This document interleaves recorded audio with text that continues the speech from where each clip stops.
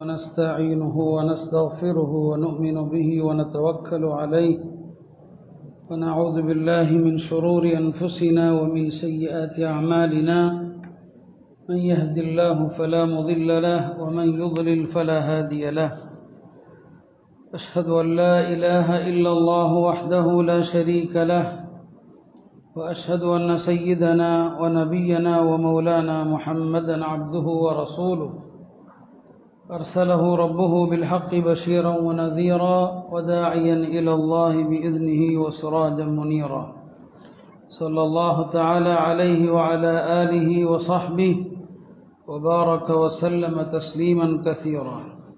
أما بعد فأعوذ بالله من الشيطان الرجيم. بسم الله الرحمن الرحيم. من المؤمنين رجال صدقوا ما عاهدوا الله عليه فمنهم من قضى نحبه ومنهم من ينتظر وما بدلوا تبديلا.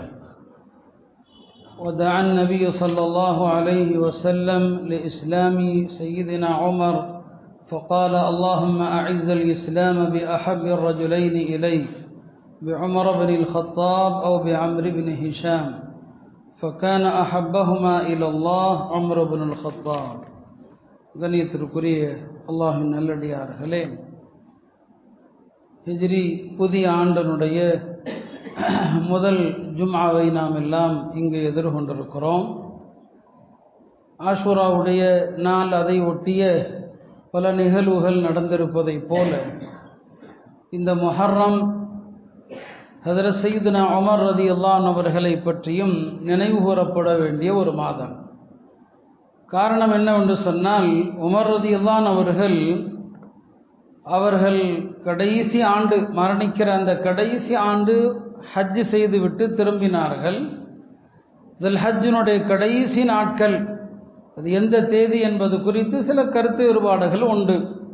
அவர்கள் ஃபஜ்ருடைய தொழுகையிலே அபு லுலுஆ என்பவனால் தாக்கப்பட்டான். துல்ஹஜ்ஜினுடைய ஒரு கடைசி 2-3 நாள் இருக்கும்போது ஹஜ்ரத் உமர் ரலியல்லாஹு அன்ஹு அவர்கள் துல்ஹஜ் கடைசி நாளில் ஷஹீதானார்கள் அல்லது முஹர்ரம் முதல் தேதி ஷஹீதாக்கப்பட்டான். இந்த 2 விதமான அபிப்பிராயங்களும் இருக்கிறது. ஆக முஹர்ரம் இந்த மாத துவக்கம் என்பது ஹஜ்ரத் உமர் ரலியல்லாஹு அன்ஹு அவர்கள் ஷஹீதாக்கப்பட்ட ஒரு மாதம். நாம் அவ்வப்போது சஹாபாக்கள் வரலாறுகள் குறித்தும் தெரிந்து கொண்டே இருப்பதும் அவசியம். சஹாபாக்களை பற்றி சொல்வார்கள் மசாபிஹுல் ஹுதா, அவர்கள் நேர்வழியினுடைய விளக்குகள்.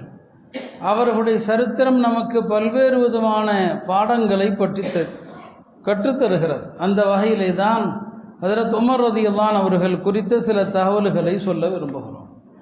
ஹஜ்ரத் உமர் ரலியல்லாஹு அன்ஹு அவர்கள் நபித்துவத்திற்கு 30 ஆண்டுகளுக்கு முன்னால் பிறந்தான். அதாவது பெருமானார் ஸல்லல்லாஹு அலைஹி வஸல்லம் அவர்கள் நபியாக ஆக்கப்படுகிற போது ஹஜ்ரத் உமர் அவர்களுக்கு 30 வயது என்பது ஒரு கருத்து. நபியாக ஆக்கப்படுகிற நேரத்தில் பெருமானார் ஸல்லல்லாஹு அலைஹி வஸல்லம் அவர்கள் இஸ்லாமிய ஏகத்துவ பிரச்சாரத்தை தொடங்கிய நேரத்திலே மிக கடுமையாக எதிர்த்தவர்களில் ஒருவராக ஹஜ்ரத் உமர் ரலியல்லாஹு அன்ஹு அவர்களும் இருந்தான். மிக கடுமையாக எதிர்த்தான். உமர் ரலியல்லாஹு அன்ஹு அவர்கள் இஸ்லாத்தை ஏற்பதற்கு முன்பு வரை இஸ்லாத்தை ஏற்ற யாருமே தன்னுடைய இஸ்லாத்தை வெளிப்படுத்த மாட்டாங்க, வெளிப்படுத்த முடியாது. எல்லாமே மறைந்து மறைந்து மறைந்து அமைதியாகத்தான் செஞ்சுட்டு இருப்பாங்க. ஒரு வீட்டில் தான் நபி ஸல்லல்லாஹு அலைஹி வஸல்லம் அவர்கள் ஹஜ்ரத் அர்கம் ரலியல்லாஹு அன்ஹுடைய வீட்டில் தான் தமக்கு அருளப்படுகிற குர்ஆனுடைய வசனங்களை ரகசியமாக தான் சொல்லிக் கொடுப்பாங்க, யாருக்குமே தெரியாது. அப்படி ஒரு அமைதியான மறைமுகமான சூழலில் தான் மார்க்க விஷயங்கள் போதிக்கப்பட்டது. இந்த நிலையில் மக்கள் எல்லாம் கொஞ்சம் கொஞ்சமாக இஸ்லாத்துக்கு வரக்கூடிய காலம். ஆண்களில் ஒரு 41 பேர் முஸ்லீமாக இருப்பாங்க, பெண்களில் ஒரு 11 பேர் முஸ்லீமாக இருப்பாங்க. மொத்தம் ஒரு 52 பேர் தான் மக்கால முஸ்லீம்களுடைய எண்ணிக்கை. 53வது நபராக இஸ்லாத்தை ஏற்றவர்கள் தான் ஹஜ்ரத் உமர் ரலியல்லாஹு அன்ஹு அவர்கள். 53வது நபராக. அதுக்கு முன்னால் ஒரு 40-50 பேர் முஸ்லீமாக இருக்கிறான். ஹஜ்ரத் உமர் ரலியல்லாஹு அன்ஹு அவர்கள் இஸ்லாத்தை ஏற்பதற்கான காரணம் என்ன? மனிதனுடைய உள்ளத்தில் எப்போதாவது நேர்வழியை பற்றிய ஒரு தேட்டம் வந்துருச்சுன்னு சொன்னால் அல்லாஹ் ஹிதாயத்தை கொடுப்பான். மனிதனுடைய உள்ளத்தில் கொஞ்சம் வரணும். அல்லாஹ் எப்போதுமே அதைத்தான் பார்ப்பான். நீ ஒரு 8 எடுத்து வச்சா நான் 10 8 எடுத்து வைக்கிறேன். நீ நடந்து வந்தால் நான் ஓடி வர்றேன். இது அல்லாஹ்வுடைய நியதி. யாருடைய உள்ளத்தில் ஹிதாயத்தினுடைய ஒரு சின்ன தேட்டம் இருக்குதோ அவங்களுக்கு அல்லாஹ் ஹிதாயத்தை கொடுத்துருவான். நாம் வாழுகிற காலத்திலையும் பார்க்குறோம் இல்லையா, இவ்வளவு குஃபரும் ஷிருக்கும் நிறைந்த இந்த நாட்டிலும் கூட திடீரென்று எத்தனையோ மக்கள் முஸ்லீம் ஆகிறாங்க. நேர்வழி குறித்த தேட்டம் இருந்தால் அல்லாஹ் ஹிதாயத்தை கொடுத்துருவான்.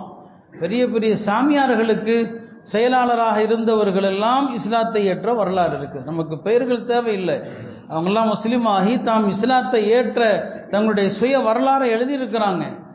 என்ன அவ்வளோ பெரிய ஷிருக்குடைய குஃபருடைய தலைவர்கள், அவங்க கூடவே உட்கார்ந்து அவங்களுக்கு அல்லாஹ் ஹிதாயத்தை கொடுத்துறான். ஹஜ்ரத் உமர் ரலியல்லாஹு அன்ஹுடைய உள்ளத்திலேயும் வெளிப்படையில் இஸ்லாத்தின் மீதான ஒரு வெறுப்பும் ரசூல் ஸல்லல்லாஹு அலைஹி வஸல்லம் அவர்கள் மீதான ஒரு கோபமும் இருந்தாலும் கூட அவங்க உள்ளத்தில் ஒரு தேட்டம் இருக்க தான் செய்யுது.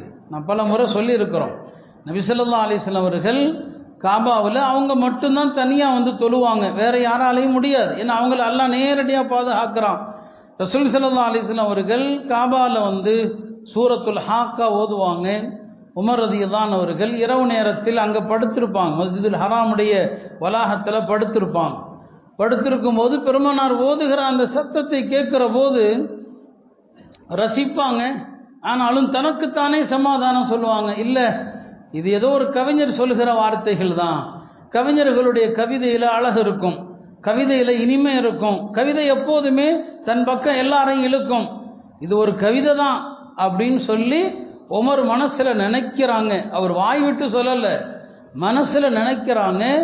ஜிப்ரீல் அலைஹிஸ்ஸலாம் பெருமானாருக்கு இந்த வசனத்தை ஓத சொல்கிறாங்க. வமா ஹுவ பிகௌலி ஷாயிர், இது ஒரு கவிஞனின் வார்த்தை அல்ல. அவருக்கு ஆச்சரியமாக இருக்குது, என்னடா இப்போ தான் மனசில் நினைக்கிறோம், அதுக்குள்ளே அதை ஓதுறாரு. இவர் ஒரு சூனியக்காரராக இருப்பாரோ, சூனியக்காரருக்கு எல்லாம் தெரியும், இப்போ மயக்கக்கூடிய வித்தகனாக இருப்பாரோன்னு நினைக்கிறாங்க. வஹி வருது, வமா ஹுவ பிகௌலி காஹின், இது ஒரு சூனியத்தின் வார்த்தையும் அல்ல. இப்போ அப்போவே அவரால் ஒரு கணிக்க முடியல, என்ன இது நம்ம நினைக்கிறோம் அங்கே ஓதப்படுதுன்னு சொல்லி ஒரு தேட்டம் உள்ளுக்குள்ளே அவர்களுக்கு இருக்க தான் செய்யுது. இந்த நிலையில தான் நபி ஸல்லல்லாஹு அலைஹி வஸல்லம் அவர்கள் ஒரு சந்தர்ப்பத்தில் 2 பேரில் மக்காவுடைய இருபெரும் வலிமையான தலைவர்கள், இந்த 2 பேரில் யாராவது ஒருத்தர் முஸ்லீம் ஆகிட்டா நம்முடைய பிரச்சாரம் கொஞ்சம் லேசாகும், நம்ம ஏற்கக்கூடிய மக்கள் சந்திக்கிற கஷ்டங்கள் குறையும். இந்த 2 பேரில் ஒரு ஆள் இஸ்லாத்துக்கு வரணும். இதுதான் 2 பேருமே குறைஷி தலைவர்கள். ஒருவர் அம்ரு இப்னு ஹிஷாம், அவரை தான் நாம அபூ ஜஹலுங்கிறோம். அபூ ஜஹலுடைய பெயர் அம்ரு இப்னு ஹிஷாம். இன்னொருவர் சையதுனா உமர் ரலியல்லாஹு அவர்கள். ஹஜ்ரத் உமருடைய 8வது பாட்டனார் அதி இப்னு கஅப், அவரோடு பெருமானாருடைய 8வது பாட்டனாரும் அதி தான். அங்கே தான் போய் 2 பேருடைய பாரம்பரியமும் இணையுது. ஒரு நாள் நபி ஸல்லல்லாஹு அலைஹி வஸல்லம் அவர்கள் அல்லாஹ்ட்ட மனமுருகி துஆ செய்கிறாங்க, அல்லாஹும்ம அஇஸ்ஸல் இஸ்லாம் பி அஹப்பிர் ரஜுலைனி இலை பி உமர் இப்னுல் கத்தாப் வ பி அம்ர் இப்னு ஹிஷாம். அல்லாஹ் இந்த இருவரில் உனக்கு யார் பிரியமானவர்களோ அவர்களை கொண்டு இஸ்லாத்தை பலப்படுத்து, ஒன்று உமர் அல்லது அம்ர் இப்னு ஹிஷாம். அல்லாஹ் அந்த துஆவை உடனே கபூல் செஞ்சுட்டான். ஹஜ்ரத் உமர் தான் அல்லாஹ்வுக்கு பிரியமானவராக இருந்திருக்கிறாங்க. அபூ ஜஹலுக்கு இஸ்லாம் ஹிதாயத்து நசீபில் இல்லை. இந்த துவா கபூல் ஆயிடுச்சு அல்லாஹ்வுடைய சன்னிதானத்தில். இந்த துவாவுக்கு பிறகு தான் 53வது நபராக ஹஜ்ரத் உமர் ரலியல்லாஹு அவர்கள் இஸ்லாத்தை ஏற்பதற்காக அர்கம் ரலியல்லாஹு வீட்டுக்கு வர்றாங்க. நபி ஸல்லல்லாஹு அலைஹி வஸல்லம் அவர்கள் அவர் இஸ்லாத்தை ஏற்று வரக்கூடிய நேரத்தில் அவருடைய மார்புல 3 தடவை அடிப்பாங்க. ஹஜ்ரத் உமருடைய மார்புல அடிப்பாங்க, அல்லாஹும்ம அஹ்ரிஜ் மா ஃபீ ஸத்ரிஹி மின் கில் வ அப்தில்ஹு ஈமானா. யா அல்லாஹ், இவருடைய உள்ளத்தில் இருக்கிற எல்லா விதமான வெறுப்பு கோபதாபங்கள் அத்தனையும் நீக்கிவிட்டு அதையெல்லாம் ஈமானாக மாற்றிவிடு என்று துவா செஞ்சான். ரசூல் ஸல்லல்லாஹு அலைஹி வஸல்லம் அந்த துவா தான் எப்போ ஹஜ்ரத் உமர் இஸ்லாத்துக்கு வந்தாங்களோ, ஹஜ்ரத் இப்னு மசூத் சொல்லுவாங்க, மா அபதனல்லாஹ ஜஹரன் ஹத்தா அஸ்லம உமர், நாங்கள் அல்லாஹ்வை வெளிப்படையாக வணங்க முடியாதவர்களாக இருந்தோம் ஹஜ்ரத் உமர் முஸ்லீம் ஆகிற வரைக்கும். உமர் தான் முஸ்லீமான பிறகு நாங்கள் எல்லாருமே காபால போய் தொழுவோம். அதான் சொன்னாங்க, கான இஸ்லாமுஹு ஃபத்ஹன், ஹஜ்ரத் உமர் ரலியல்லாஹு அவர்கள் இஸ்லாத்தை ஏற்றது எல்லா முஸ்லிம்களுக்கும் ஒரு மகத்தான வெற்றியாக இருந்தது. வஹிஜ்ரத்துஹு நஸ்ரன், அவர்கள் ஹிஜ்ர் செஞ்சு மதீனா வந்தாங்களே அது எல்லாருக்கும் உதவியாக இருந்தது. வ இமாரத்துஹு ரஹ்மத்தன், அவங்களுடைய ஆட்சி அதிகாரம் முழு மனித குலத்திற்கும் அருளாக இருந்ததுன்னு சொல்லுவாங்க. இப்போ இப்படி ஹஜ்ரத் உமர் ரலியல்லாஹு அவர்கள் ஆரம்பத்திலேயே மக்கால இஸ்லாத்துக்கு வர்றாங்க. அவர்கள் இஸ்லாத்துக்கு வந்த பிறகு எவ்வளோ பெரிய ஒரு நல்ல சிறந்த முஸ்லீமாக மாறிட்டாங்கன்னு சொன்னால், பெருமானாருக்கும் அவர்களுக்குமான தொடர்பு எப்படி ஆயிடுச்சு. ஹஜ்ரத் உமர் ரலியல்லாஹு அவர்கள் ஷஹீதாக்கப்பட்டு இறந்துட்டாங்க. அவங்கள எல்லாரும் தீதார் பார்க்க வருவாங்களா இல்லையா? வரும்போது ஒவ்வொருத்தரும் ஒவ்வொன்று சொல்லுவாங்க. அப்போ ஹஜ்ரத் அலி ரலியல்லாஹு அவர்களும் வருவாங்க. ஹஜ்ரத் உமருடைய இந்த முகத்தை பார்த்து சொல்லுவாங்க, பெருமானார் ஸல்லல்லாஹு அலைஹி வஸல்லம் அவர்கள் எப்போது எதை சொல்ல வந்தாலும் என்ன சொல்லுவாங்கன்னா, நானும் அபூபக்கர் உமரும் சென்றோம்னு சொல்லுவாங்க. நானும் அபூபக்கரும் உமரும் இவ்வாறு பேசிக்கொண்டோம்னு சொல்லுவாங்க. எந்த இடத்துலையும் பெருமானாரோடு இந்த ரெண்டு பேரும் இருப்பாங்க. ஒன்று சையதுனா அபூபக்கர், இன்னொன்று உமர். இந்த இருவரும் எனக்கு இந்த உலகத்திலே எனக்கு உதவியாளர்கள், அமைச்சர்கள் என்று சொன்னாங்க. உலகத்திலும் சரி மறுமையிலும் சரி என்னுடைய துணை அமைச்சர்கள் என்பதாக பெருமானார் ஸல்லல்லாஹு அலைஹி சொன்னாங்க. அந்த அளவுக்கு ரசூல் ஸல்லல்லாஹு அலைஹி வஸல்லம் நெருக்கத்தை பெற்றாங்க. இந்த தீனோடு அவங்க எந்த அளவுக்கு ஒட்டி போயிட்டாங்கன்னா, சஹாபாக்களிடையே ஏதாவது ஒரு பிரச்சனை குறித்து பேசப்படும், ஒரு பிரச்சனை குறித்து பேசுவாங்க, என்ன செய்யலாம், ஆளாளுக்கு ஒரு கருத்து சொல்லுவாங்க. உமர் ஒரு கருத்தை சொல்லுவாங்க. உமர் எந்த கருத்தை சொல்கிறாங்களோ வஹி அதற்கு தோதுவாகத்தான் வரும். உமர் தானவங்க என்ன சொல்கிறாங்களோ அது வஹியாக வந்துடும். அதான் நம்ம இன்னைக்கு சொல்கிறோமே, பாங்கு சொல்கிறோமே அல்லாஹ் அக்பர் என்று, ஹஜ்ரத் உமர் சொன்ன ஆலோசனை தான் அது. உமர் தானு என்ன கருத்தை சொல்கிறாங்களோ அந்த கருத்து அல்லாஹுடைய புறத்தில் இருந்து ஆலோசனையாக வரும். பெருமானார் சொல்லுவாங்க, இன்னல்லாஹ ஜஅலல் ஹக்க அலா லிசானி உமர வ கல்பி. அல்லாஹ் சத்தியத்தை ஹஜ்ரத் உமருடைய நாவிலும் ஹஜ்ரத் உமருடைய உள்ளத்திலும் வைத்திருக்கிறான்னு சொல்லுவாங்க. அவங்க என்ன சொல்கிறாங்களோ அந்த அளவுக்கு அல்லாஹ்வுடைய வஹி அவங்களுடைய கருத்துக்கு தோதுவாக வரும். மக்கால தவாஃப் செஞ்சுக்கிட்டு இருக்கும்போது ஹஜ்ரத் உமர் சொல்லுவாங்க, நம்ம தவாஃப் செஞ்சுட்டு 2 ரக்காத்து தொழுகிறோம் இல்லையா, இந்த 2 ரக்காத்தை இப்ராஹிம் அலைஹிஸ்ஸலாம் ஏறி நின்ற இடம், அந்த இடத்துல தொழுதா என்ன அப்படின்னு சொல்லுவாங்க. வஹி வருது, வத்தஹிது மின் மகாமி இப்ராஹிம முஸல்லா. வஹி வந்துருச்சு, எங்கு இப்ராஹிம் நின்றாங்களோ அங்கே தொழுங்கன்னு அல்லாஹ் சொல்கிறான். அவர் சொல்லி முடிக்கல, வஹி வருது. ஒரு முறை நபி ஸல்லல்லாஹு அலைஹி வஸல்லம் வீட்டுக்கு வர்றாங்க.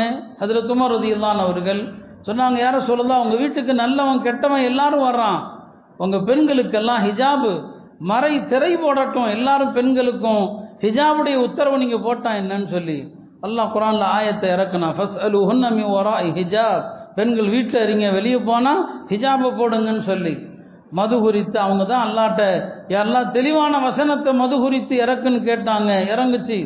இப்படி ஹஜ்ரத் உமர் அவர்கள் விரும்பியவைகள் அல்லாஹ்வுடைய புறத்திலிருந்து வஹியாக அருளப்பட்டது. உமர் ரலியல்லாஹு மார்க்க பிடிப்பு அவங்க மீது எல்லாருக்குமே ஒரு பயம் இருக்கும். ஒரு நாள் ஹஜ்ரத் உமர் ரலியல்லாஹு அவர்கள் நபி ஸல்லல்லாஹு அலைஹி வஸல்லம் அவங்கள பார்க்கறதுக்காக அவங்க வீட்டுக்கு வர்றாங்க. வந்தால் வீட்டுக்குள்ளே பெண்கள் எல்லாம் சத்தம் போட்டு பேசிகிட்டு இருக்கிறாங்க. எல்லா வீட்லேயும் அந்த கதையாகத்தானே இருக்குது, பெருமானார் வீட்லேயும் அதுதான், எல்லாம் சத்தம் போட்டு பேசுகிறாங்க. உமர் ரலியல்லாஹு அவர்கள் சத்தம் போட்டு அஸ்ஸலாமு அலைக்கும், உமர் வந்திருக்கேன் வரலாமா அப்படின்னு அவங்க குரலை தான் கேட்டாங்க. எல்லா பெண்களும் போய் பர்கா தூக்கி போட்டுக்கிட்டாங்க எல்லாம். உமர் தான் உள்ளே போனது பெருமானார் சிரித்தாங்க. இப்போ ஹஜ்ரத் உமர் சொன்னாங்க, அல்லாஹ் அல்லாஹு சின்னக்க யா ரசூல் அல்லாஹ், அல்லாஹுடைய தூதர் அவர்களே, அல்லாஹ் உங்களை எப்போதுமே சிரித்த முகமாக்கட்டும்னு சொல்லி. இப்போ உமர் சொன்னாங்க, பாருங்கள், நீங்கள் வர்றதுக்கு முன்னால் எல்லாரும் புர்கா இல்லாமல் சத்தமாக பேசிகிட்டு இருந்தாங்க, உங்களை கண்டதும் எல்லாம் ஓடி போயிட்டாங்கன்னு சொல்லி. அப்போ சொன்னாங்க, யார சொல்லதான் என்ன கண்டா இவர்கள் பயப்படுகிறார்கள், உங்களுக்கு தானே பயப்படணும் சொன்னாங்க. அப்படி இல்லை, நீர் ஒரு பாதையில் நடந்தால் ஷைத்தான் வேறொரு பாதையில் நடக்கிறான். இதை ஒரு தடவை சொல்லலை, பல இடங்களில் சொன்னாங்க. ஒரு மணி தடவை இல்லை, பல தடவை சொன்னாங்க. அப்பயும் சொன்னாங்க, இல்லை உமர் அவர்களே, உண்மை ஒரு பாதையில் ஷைத்தான் கண்டால் அந்த பாதையை ஷைத்தான் உமக்காக விட்டு விட்டு இன்னொரு பாதையில் ஷைத்தான் போயிடுவான்னு சொன்னாங்க. அந்த அளவுக்கு உமர் ரலியல்லாஹு அவர்கள் மக்களுடைய உள்ளங்களில் ஒரு பயம், அவங்கள கண்டாலே ஒரு அச்சம் இருக்கும். இப்படி ரசூல் ஸல்லல்லாஹு அலைஹி வஸல்லம் காலத்திலேயும் சரி, அவர்கள் சொல்லக்கூடிய விஷயங்கள் எல்லாம் அப்படியே இருக்கும். பெருமானார் ஸல்லல்லாஹு அலைஹி வஸல்லம் ஹஜ்ரத் உமர் ரலியல்லாஹு அவர்களை பற்றி 3 கனவுகள் கண்டிருக்கிறான். 3மே சஹீஹுல் புகாரியில் வருது. உமர் தான் அவங்களுடைய சிறப்புக்கு இதை விட எதுவுமே தேவையில்லை. பெருமானார் ஸல்லல்லாஹு பழக்கமே காலையில் ஃபஜ்ர் தொழுகைக்கு பிறகு மக்களிடம் கனவுகள் குறித்து பேசுவாங்க. தாம் கண்ட கனவு சொல்லுவாங்க, மக்களிடம் கனவு கண்டீர்களான்னு கேட்டு விளக்கம் சொல்லுவாங்க. அது மாதிரி 3 கனவுகள் ஹஜ்ரத் உமர் ரலியல்லாஹு அவங்களை பற்றி மட்டுமே கண்டாங்க. ஒரு முறை சொன்னாங்க, நான் ஒரு கனவு கண்டேன். அந்த கனவுல மக்கள் எல்லாரும் ஆடைகள் அணிந்திருக்கிறாங்க. ஒவ்வொருவருடைய ஆடைகளும் சிறியதும் பெரியதுமாக இருக்குது. எல்லாருடைய ஆடைகளை விட உமர்தானுடைய ஆடை தான் பெருசா இருக்குது. அவர் நடக்கிறாரு, தரையில் ஆடையை இழுத்து கொண்டு நடக்கிறாருன்னு சொன்னாங்க. இந்த கனவுக்கு என்ன விளக்கம் யார சொல்லுதான்னு கேட்டாங்க. சொன்னாங்க, இது மார்க்க பற்றை குறிக்கிறது. ஆடை என்பது மார்க்க பற்றை குறிக்கிறது. மற்ற எல்லோரையும் விட அதற்கு உமரிடத்தில் இருக்கிற மார்க்க பிடிப்பு, அஷத்துஹும் ஃபி அம்ரி தீனில்லா, அல்லாஹ்வுடைய மார்க்கத்தில் அவரிடம் இருக்கிற உறுதி இருக்கிறதே அதை குறிக்கிறது என்று விளக்கமும் சொன்னாங்க. இன்னொரு நாள் சொன்னாங்க, நான் கனவில் என்னிடம் ஒரு கோலை கொண்டு வரப்பட்டது. அதில் பால் இருந்துச்சு. இந்த பாலை நான் வயிறார குடித்தேன். பிறகு அந்த மிச்சத்தை நான் ஹஜ்ரத் உமர் அவர்களுக்கு கொடுத்தேன்னு சொன்னாங்க. ரசூல் ஸல்லல்லாஹு அலைஹி வஸல்லம் தாம் குடித்த அந்த பாலை ஹஜ்ரத் உமருக்கு கொடுத்தாங்க. சஹாபாக்கள் கேட்டாங்க, யார சொல்லுதா இந்த கனவுக்கு என்ன விளக்கம் என்று. பெருமானார் சொன்னாங்க, இல்முன்னு சொன்னாங்க. இது அறிவு, மார்க்க அறிவு என்பதாக குறிப்பிட்டாங்க. ஹஜ்ரத் உமர் ரலியல்லாஹு அன்ஹு அவர்கள் சஹாபாக்களில் மிகப்பெரிய சட்டமேத. கனவுல பாலை கண்டா அது விளக்கத்தை குறிக்கும், அறிவை குறிக்கும், ஞானத்தை குறிக்கும். பெருமானார் தான் குடித்த பாலை ஹஜ்ரத் சையதுனா உமர் ரலியல்லாஹு அன்ஹு அவர்களுக்கு கொடுத்தாங்க. இன்னொரு முறை சொன்னாங்க, நான் ஒரு கனவு கண்டேன். ஒரு கிணத்துக்கு அருகில் நான் இருக்கிறேன். அந்த கிணற்றிலிருந்து வாளியை விட்டு தண்ணீர் இறைத்து மக்களுக்கு நான் கொடுக்குறேன். எனக்கு பிறகு அபூபக்கர் ரலியல்லாஹு அன்ஹு அவர்கள் என்னிடமிருந்து அந்த வாளியை வாங்குறாங்க. அபூபக்கர் இறக்கிறாங்க. கொஞ்ச நேரத்தில் அவங்கள்ட்ட பலவீனம் சோர்வடைஞ்சிருச்சு. அவங்க வாளியை வச்சுட்டாங்க. பிறகு ஹஜ்ரத் உமர் வாளியை பிடிச்சாங்க. சொன்னாங்க, உமர் வாளியை பிடிச்சதும் வாளி பெருசாகிடுச்சு. உமர் ரலியல்லாஹு அன்ஹு அவர்கள் வாளியை பிடிச்சதும் வாளி பெருசாகிடுச்சு. அவர்கள் தண்ணி இறைச்சாங்க. எக்கச்சக்கமான மக்கள் தாமும் தண்ணீர் அருந்தி தம்முடைய ஒட்டகங்களுக்கும் தண்ணீரை புகட்டி தாம் கொண்டு வந்த தோல் பாத்திரங்களிலும் தண்ணீரை நிரப்பினார்கள். கனவிலேயே நடந்தது பெருமானார் சொல்றாங்க. அப்போ மக்கள் சொன்னாங்க, இத்தகைய வலிமை மிக்க ஒரு தலைவரை நாம் பார்த்ததே இல்லைன்னு சொன்னாங்க. அப்போ அபூபக்கர் இறைச்சப்போ சோர்ந்துட்டாங்க. உமர் ரலியல்லாஹு அன்ஹு அவர்கள் வலிமையோடு இறைச்சாங்க. இந்த கனவுக்கு விளக்கம் பெருமானார் நேரடியாக சொல்லலை, கனவு தான் சொன்னாங்க. ஆனால் உலமாக்கள் சொல்லுவாங்க, இந்த கனவுக்கு விளக்கம் என்ன? பெருமானாருக்கு பிறகு அபூபக்கர் ரலியல்லாஹு அன்ஹுடைய ஆட்சி காலம் கொஞ்ச காலம், 2 வருடங்கள் தான், 2 வருஷம் தான் ஆட்சி செஞ்சாங்க. பெருமானார் ஸல்லல்லாஹு அலைஹி வஸல்லம் அவர்களுக்கு பிறகு சுமார் 10 ஆண்டு காலங்கள், 10 வருடமும் 6 மாதங்களும் ஹஜ்ரத் சையதுனா உமருடைய ஆட்சி காலம். இந்த 10 ஆண்டு ஆட்சி காலங்கள் இஸ்லாமிய வரலாற்றினுடைய ஒரு பெரும் பொற்காலம். அது அடுத்து அவங்களுடைய ஆட்சியில் நடந்த சில விஷயங்களை தான் நினைவூட்ட விரும்புகிறேன். இஸ்லாமிய வரலாறு அந்த மாதிரி ஒரு அமைதியான ஆட்சி காலத்தை பார்த்ததே கிடையாது. அவங்க ஆட்சி காலத்தில் மார்க்க ரீதியாகவும் குழப்பம் கிடையாது, யாரும் குழப்ப முடியாது, எந்த புது கருத்தையும் யாரும் சொல்ல முடியாது. சொன்னால் நடக்கிறது வேற. உமருடைய காலத்தில் எந்த புது கருத்தையும் யாரும் சொல்ல முடியாது. என்ன முஸ்லிம்கள் செஞ்சிட்டு இருக்கிறாங்களோ அதுக்கு மாற்றமாக யாருமே எதுவுமே பேசக்கூடாது.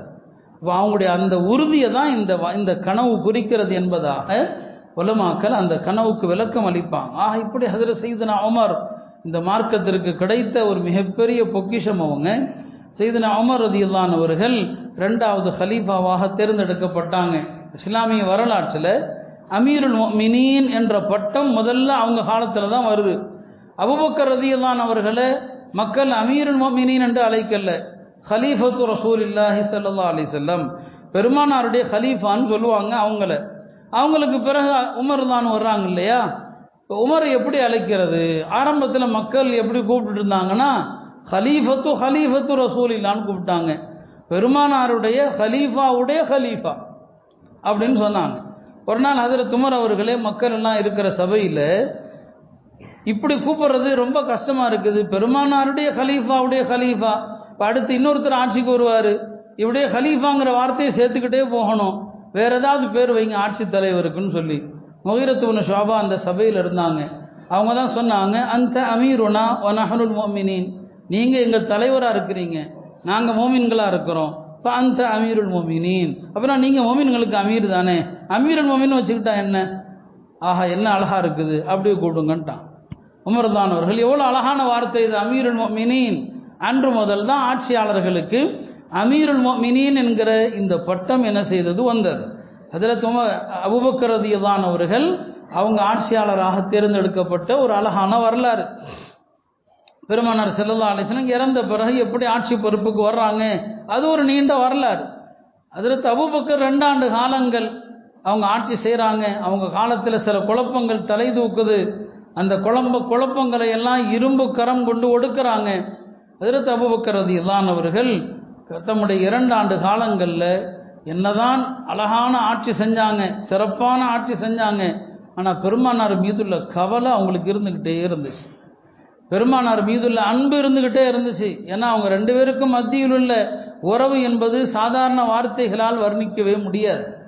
இரவுல ஹஜ்ரத் அபூபக்கர் தூங்கவே மாட்டாங்க. கலீஃபாவான பிறகு பெருமானாரை பிரிந்த கவலை அவங்கள்ட்ட இருந்துக்கிட்டே இருந்துச்சு. அந்த கவலையில தான் அவங்க மூத்தானாங்கன்னு இமாம் ஸஹாபி சொல்றாங்க. பெருமானார் மீதுள்ள கவலையில தான் மூத்தானாங்க. தன்னுடைய நேசரை எப்போ பார்ப்போங்கிற கவலை தான்.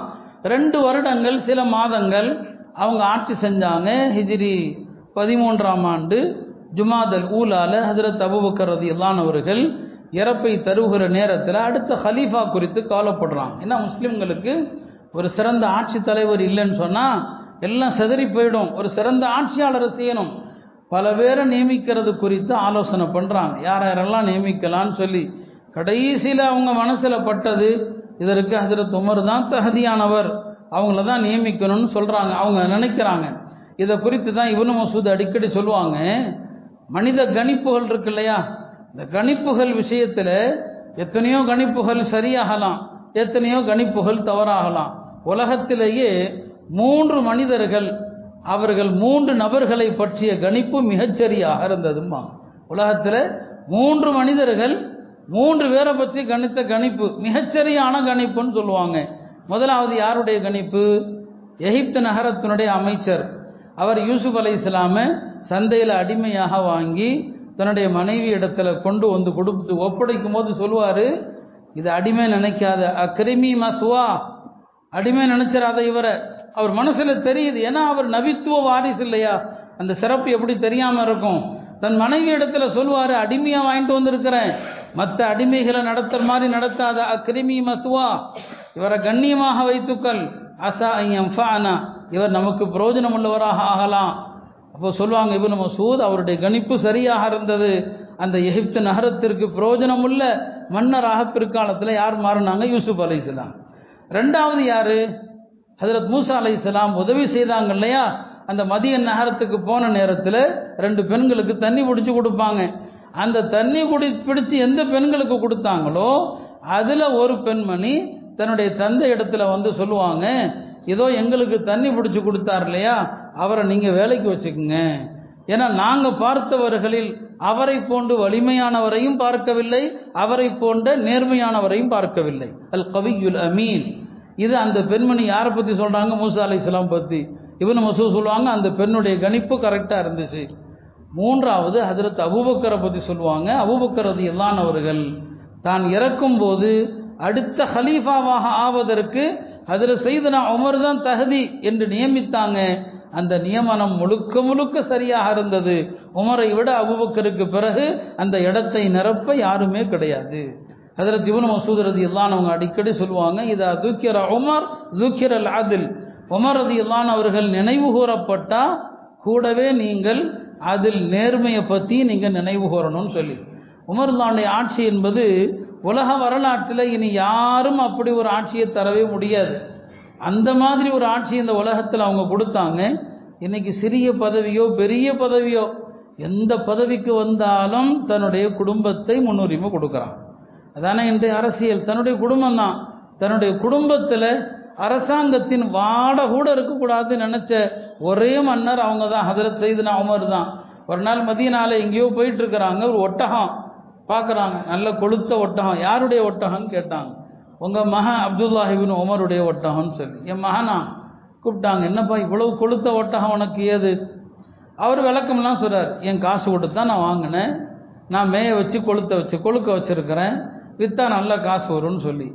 என்ன சொல்கிறாங்க பாருங்கள் ஹஜ்ரத் உமர், உன் காசில் தான் வாங்கினேன், ஆனால் நீ எந்த இடத்துல மேய விட்டாயோ அந்த இடத்துல அந்த ஒட்டகம் மேயிறதை பார்த்த மக்கள் என்ன பேசியிருப்பாங்க? இப்போ ஹலீஃபாவுடைய மகனுடைய ஒட்டகம், நல்லா தீனி போடுங்கப்பா என்று எல்லாரும் நல்லா தீனி போட்டிருப்பாங்க.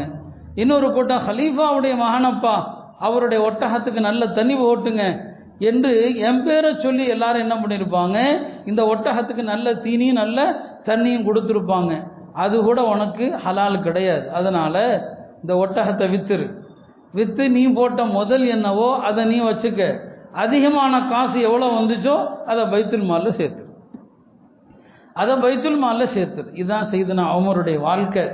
எந்த இடத்திலும் தான் குடும்பத்தினுடைய அங்கங்களை உள்ள கொண்டு வரவே மாட்டாங்க. அவ்வளவு தூய்மையான ஒரு வாழ்க்கை, அவ்வளவு நேர்மையான ஒரு வாழ்க்கை, எளிமை, சாதாரண எளிமை. ஹஜ்ரத் உஸ்மான் ரலியல்லாஹு அவர்கள் ஒரு உச்சி வெயில் நேரத்தில் பாலைவன பகுதியில் எதற்கோ ஒரு வேலையாக போகிறாங்க. அங்கே உமர் நிற்கிறாங்க. என்ன அமீருல் மோமின் அவர்களே, இந்த நேரத்தில் எங்கே நிற்கிறீங்க? இந்த நேரத்தில் இங்கே நிற்கிறீங்க? ஆமாம், என் ஒட்டகம் ஒன்று காணா போச்சு, தேடி வந்தேன்னு சொன்னாங்க. ஏன் அதற்கு உங்களுடைய அடிமைகளில் ஒருத்தரை அனுப்பியிருக்கலாமே, நீங்கள் எதுக்காக வரணும்? அப்போ சொன்னாங்க, அல்லாஹ்வுடைய அடிமைகளில் இந்த உமரோட பெரிய அடிமை யாருமே கிடையாது, நான் தான் பெரிய அடிமைனா நான் தான் தேடி வரணும்னு சொன்னாங்க. ஹஜ்ரத் உஸ்மான் ரலியல்லாஹு அவர்கள் அழுது கொண்டே சொன்னாங்க, இப்படி நீங்கள் ஆட்சி நடத்தினா பின்னால் வரக்கூடியவர்களை நீங்கள் ரொம்பவே கஷ்டப்படுத்திட்டீங்கன்னு சொன்னாங்க. ஏன்னா இப்படி ஒரு ஆட்சியை அடுத்து வரக்கூடிய யாராவது இருக்க முடியுமான்னு தெரியல. உங்களுக்கு பின்னால் வரக்கூடியவர்களுக்கு நீங்கள் பெரிய சிரமத்தை அல்லவா தருகிறீர்கள் என்று சொன்னாங்க. இந்த அளவுக்கு தம்முடைய ஒவ்வொரு செயலிலும் அவர்கள் நேர்மையை தான் நிலைநாட்டுவாங்க.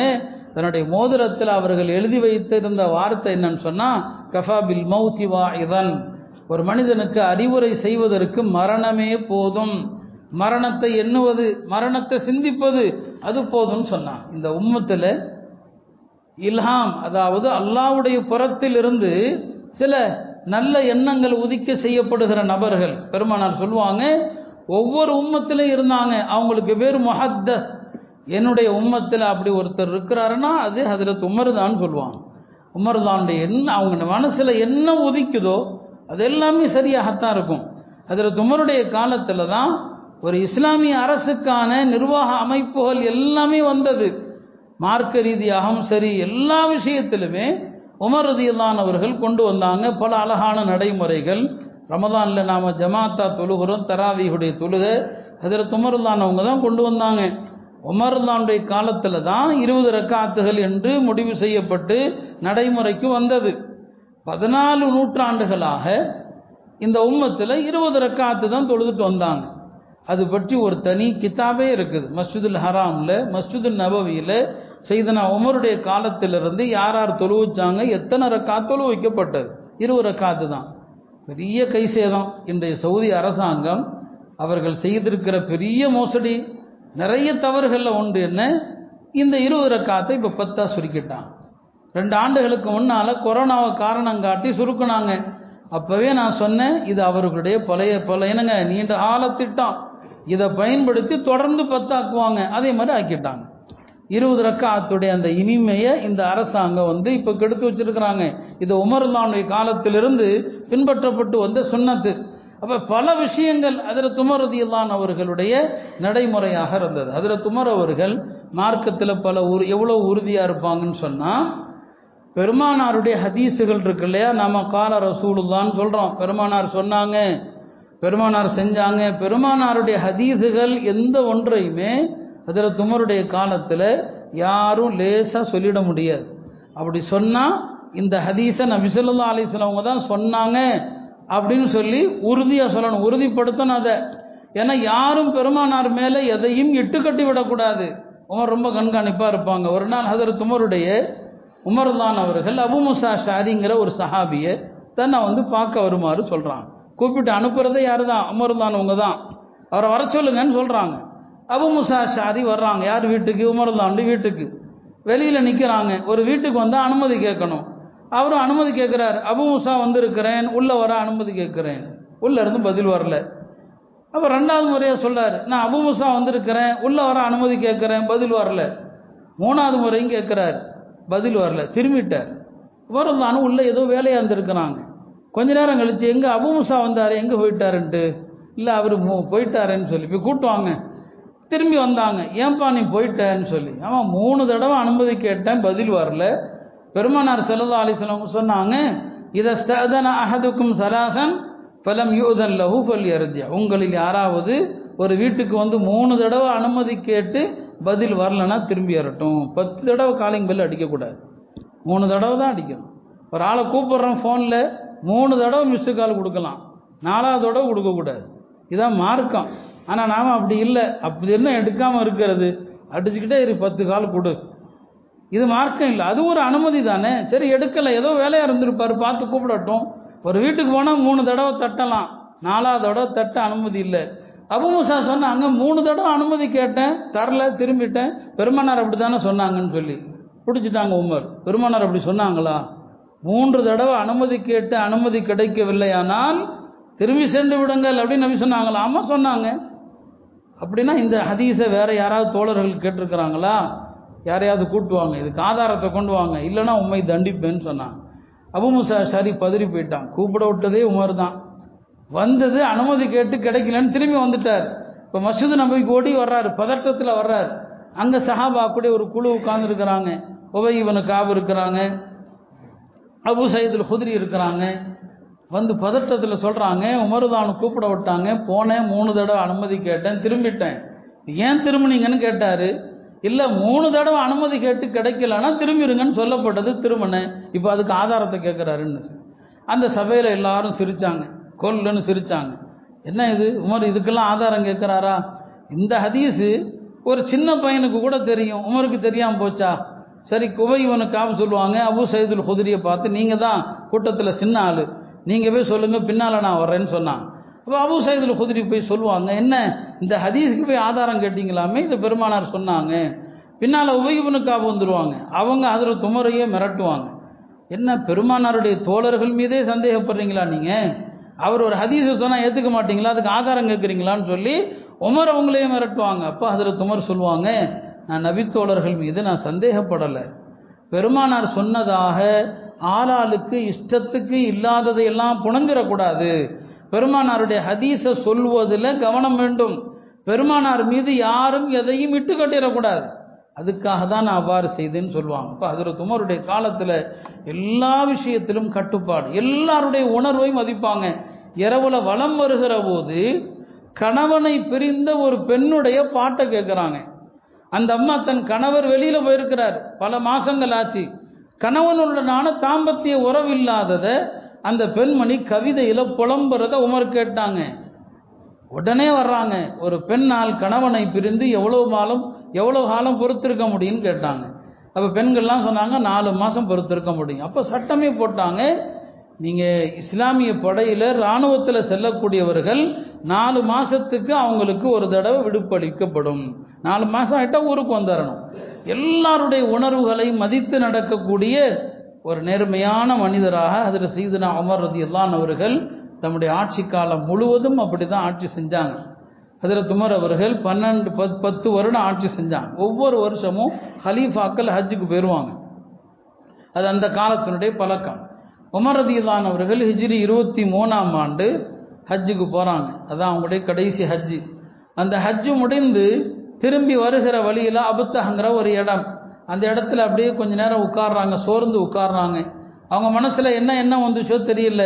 இப்போ அவங்களே அல்லாட்ட கையை தூக்கி துவா செய்கிறாங்க, அல்லாஹும்ம கபீர சின்னி, எல்லாம் எனக்கு வயசாயிடுச்சு, வல்லாஃபத் குவத்தி, முன்னால் இருந்த வலிமை இப்போ இல்லை, அந்த பலம் இப்போ இல்லை, ஒந்தஷரத்திர ஐயத்தி, என்னுடைய நாடும் பறந்து விரிந்து விட்டது. உமர்லாவுடைய காலத்தில் தான் ரோம் உட்பட எல்லாம் வெற்றி கொள்ளப்பட்ட காலம், அது பாரசீகம் வெற்றி கொள்ளப்பட்ட காலம், நாடும் பறந்து விரிந்து விட்டது, இனிமேலும் நான் கரெக்டாக ஆட்சி செய்வேனான்னு தெரியாது. ஃபக்பித்னி இலைக்க, எல்லாம் உன்பக்கமாக என்னை கைப்பற்றிக்கொள்.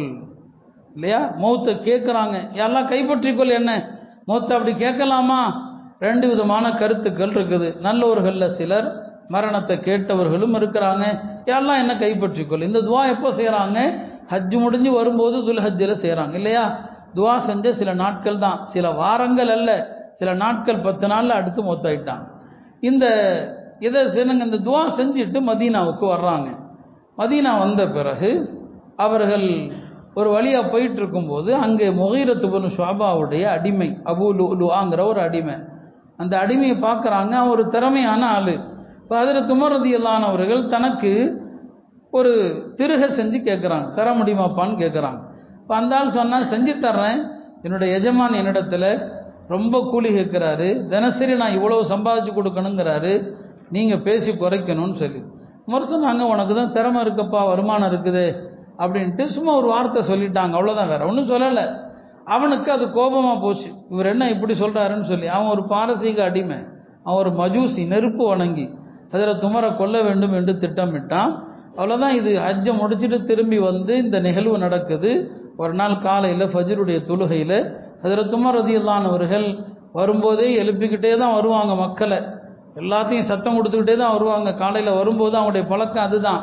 அவனும் தெரிஞ்சுக்கிட்டான், ஹலீஃபா கிளம்பிட்டாரு, தொலை வைக்க போகிறாருன்னு சொல்லி தெரிஞ்சுக்கிட்டான்.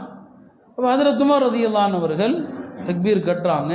இப்போ மஸ்ஜிதில் பெரிய அளவிலான வெளிச்சங்கள் அக்காலத்தில் இல்லாத காலகட்டம். தான் தயாரித்திருந்த அந்த கத்தி, அவங்கள கொலை செய்வதற்குனே தயாரித்த கத்தி, சஃப்களை கிழித்து கொண்டு வர்றான். கிட்டத்தட்ட ஒரு 12-13 சஹாபாக்களை தாக்கிடுறான். அதில் ஒரு 6 பேர் இறந்துடுறாங்க. ஹஜ்ரத் உமர் ரலியல்லாஹு அன்ஹு அவர்களை 3 தடவை குத்தி என்ன செய்கிறான், ஷஹீதாக்கிடுறான். அப்போவே இறக்கல, 3 தடவை குத்துறாங்க. அவங்கள தூக்கிட்டு என்ன செய்து வரப்படுது. பிறகு அவன் தன்னைத்தானே குத்தி தற்கொலை செஞ்சுக்கிட்டான். உமர் ரலியல்லாஹு அன்ஹு அவர்கள் அதற்கு பிறகு ஒரு 2 நாள், அது 3 நாள், அது துல்ஹஜ்ஜினுடைய கடைசி நாள். அதனால தான் துல்ஹஜ் கடைசியில் இறந்தாங்களா அல்லது முஹர்ரம் முதல் தேதி இறந்தாங்களா, ஷஹீதானாங்களா என்பதில் 2 விதமான கருத்துக்களும் இருக்குது. இப்போ அதில் சையதுனா உமர் ரலியல்லாஹு அன்ஹு அவர்கள் ரத்த வெள்ளத்தில் மிதக்கிறாங்க. இப்போ மயக்கம் தெளிஞ்சதும் முதல்ல சொன்னாங்க, அப்துல் ரஹ்மான் இப்னு அவுஃப் இருக்கிறாரான்னு கேட்டாங்க. அப்துல் ரஹ்மான் இப்னு அவுஃப் இருந்தால் உடனே அவரை தொழுவிக்க சொல்லுங்க, சூரியன் உதயமாக போகுது, ஃபஜ்ருடைய தொழுகை தவறிடக்கூடாது, முதல்ல மக்கள் பள்ளியில் ஜமாத்தா தொலை சொல்லுங்கன்னு சொல்லி அப்துல் ரஹ்மான் இப்னு அவுஃப் அவர்கள் தொழு வச்சாங்க. இப்போ ஃபஜ்ரு தொழுகை பொதுவாக சஹாபாக்கள் காலத்தில் நீளமாக தொழு வைப்பாங்க, அதான் பழக்கம். ஆனால் இப்போ டைம் முடிஞ்சிடும், எல்லா நேரத்திலும் ஒரே மாதிரி இருக்கக்கூடாது. ஆக சின்ன சூறா இன்னா அத்தீனாக்கல் கௌசர் இதா ஜா நஸ்ருல்லாஹ், இந்த 2 சூறா ஓதி அப்துல் ரஹ்மான் இப்னு அவுஃப் ரலியல்லாஹு அன்ஹு அவர்கள் தொழு வச்சு முடிச்சுட்டாங்க. ஏன்னா ஹஜ்ரத் உமர் ரலியல்லாஹு அன்ஹு அவர்கள் அப்துல் ரஹ்மான் இப்னு அவுஃப் அவர்கள் மீது ரொம்ப அதீத மரியாதை வச்சுருப்பான், ரொம்ப அவங்க மேலே பிரியம் வச்சுருப்பான். அதனால தான் அடுத்த ஆட்சியாளரை தேர்ந்தெடுக்கக்கூடிய ஒரு ஆலோசனை குழுவை நியமித்தாங்க இல்லையா, அதில் இப்னு அவுஃப் தலைமையில் தான் போட்டாங்க. இப்போ அவங்கள தொழு வைக்க சொன்னாங்க. உமர் ரலியல்லாஹு அன்ஹு அவர்கள் அந்த நோயில், அந்த குத்தப்பட்ட அந்த இந்த விபத்தில் அவங்க ஷஹீதானாங்க. கவனிக்க வேண்டிய விஷயம் என்னென்னா, உமர் ரலியல்லாஹு அன்ஹு அவர்கள் இந்த சம்பவம் நடக்கிறதுக்கு முன்னால் அவங்க ஹஜ்ஜை முடிச்சுட்டு வந்து மக்கள்கிட்ட ஒரு ஹுத்பா செய்கிறாங்க. அந்த ஹுத்பாலேயே சொல்கிறாங்க, நான் ஒரு கனவு கண்டேன். அல்லாஹ்வுடைய நல்லடியார்களுக்கு அவங்களுடைய மரணங்கள் கூட உணர்த்தப்படும். கனவுகள் ஒரு முன்னறிவிப்பு தான். நான் ஒரு கனவு கண்டேன், ஒரு சிவப்பு சேவல் ஒன்று என்னை 1 முறை அல்லது 2 முறை கொத்தியதுன்னு சொன்னான். 1 தடவை அல்லது 2 தடவை அது கொத்தியது, ஒருவேளை அது என்னுடைய மரணமாகத்தான் இருக்குன்னு சொன்னான். அந்த சேவல் கொத்தியது என்னுடைய மரணமாகத்தான் அது இருக்குன்னு சொன்னாங்க. உமர் ரலியல்லாஹு அன்ஹு அவர்கள் குறித்து வேறு சில சஹாபாக்களும் கனவு கண்டாங்க. அந்த கனவுல ஹஜ்ரத் உமர் ரலியல்லாஹு அன்ஹு அவர்கள் ஷஹீதாக்கப்படுவாங்கன்னு சொல்லப்படுது. ஹஜ்ரத் உமரும் துஆ செய்கிறாங்க, யா அல்லாஹ் நபியுடைய நகரத்திலும் மரணிக்கணும், ஷஹீதாக மரணிக்கணும். பிறகு அவங்களே கேள்வி கேட்குறாங்க, மதீனாவில் இருந்து கொண்டே எப்படி ஷஹீதாக முடியும்? ஷஹீதாகணும்னா அல்லாஹ்வுடைய பாதையில் போகணும், மதீனாவில் இருந்துக்கிட்டு எப்படி ஷஹீதாகிறது? பிறகு தனக்குத்தானே பதிலும் சொல்லுவாங்க, அல்லாஹ் நினைத்தால் நபியின் நகரத்திலேயே எனக்கு ஷஹாதத்தை கொண்டு வர முடியும்னு சொல்லி. அதே மாதிரி தான் அந்த பாரசீக மஜூசியால் அவங்க கொல்லப்பட்டாங்க. தான் கொல்லப்பட்டது ஒரு முஸ்லீமுடைய கையால் அல்ல என்று ஹஜ்ரத் உமர் ரலியல்லாஹு அன்ஹு அவர்கள் மிகுந்த சந்தோஷம் பட்டாங்க. ஆக அவங்க கேட்ட அந்த துவாக்கள் எல்லாமே ஒரு 20 நாட்களுக்குள் கபூல் ஆயிடுச்சு. அல்லாஹ் பொருந்தி கொண்ட முறையில் அவங்க ஷஹீதாக்கப்பட்டாங்க. பெருமானார் ஸல்லல்லாஹு அலைஹி வஸல்லம் அவர்களுக்கு அருகிலேயே அடக்கம் செய்யப்பட்டாங்க. உமர் ரலியல்லாஹு அன்ஹு அவர்களுடைய அந்த மார்க்க பற்றும் அந்த மார்க்க பிடிப்பும் அவங்களுடைய அந்த நேர்மையும் நீதியம், அதுதான் இந்த உம்மத்திற்கு மிகவும் தேவை. உமர் ரலியல்லாஹு அன்ஹுடைய ஒரு மகன் ஆசிம், அவங்களுடைய பல மகன்கள் இருக்கிறாங்க, அதில் ஒருத்தர் தான் ஆசிம்னு ஒரு மகன். அந்த ஆசிமுடைய வழித்தோன்றல்களில் வந்தவர் தான் இஸ்லாத்தின் சிறந்த ஹலீஃபாவாக போற்றப்படுகிற ஹஜ்ரத் Umar ibn Abdul Azeez. Umar ibn Abdul Azeez ஹஜ்ரத் உமருடைய அந்த பேரர்களில் தான் அவரும் வர்றார். ஹஜ்ரத் உமரிடம் இருந்த அதே நேர்மையான ஆட்சியை அவர்களும் கொடுத்தாங்க. அருமையானவர்களே, நல்லவர்களுடைய சஹாபாக்களுடைய இந்த வரலாறுகள் எல்லாம் நம்முடைய ஈமானுக்கு ஒரு புத்துணர்ச்சியை தரக்கூடியவை. நமது இளைய சந்ததிகளுக்கும் இந்த வரலாறுகள் அதெல்லாம் போதிக்கப்படணும். எல்லாம் வல்ல அல்லாஹ் அந்த நல்லோர்களுடைய வரலாறுகளை படித்து நம்முடைய ஈமானை மெருகேற்றுவானாக. நம்மையும் அந்த நல்லோர்களுடைய கூட்டத்திலே சேர்த்தருள்வானாக. நமது நாட்டை சூழ்ந்திருக்கிற ஆபத்திலிருந்து இந்த நாட்டை பாதுகாப்பானாக. முஸ்லிம்களுக்கு எதிரான எல்லா சூழ்ச்சிகளை விட்டும் அல்லாஹ் நம்மையும் இந்த தீனையும் பாதுகாப்பானாக. வஆகிரு தஅவானா அல்ஹம்துலில்லாஹி ரப்பில்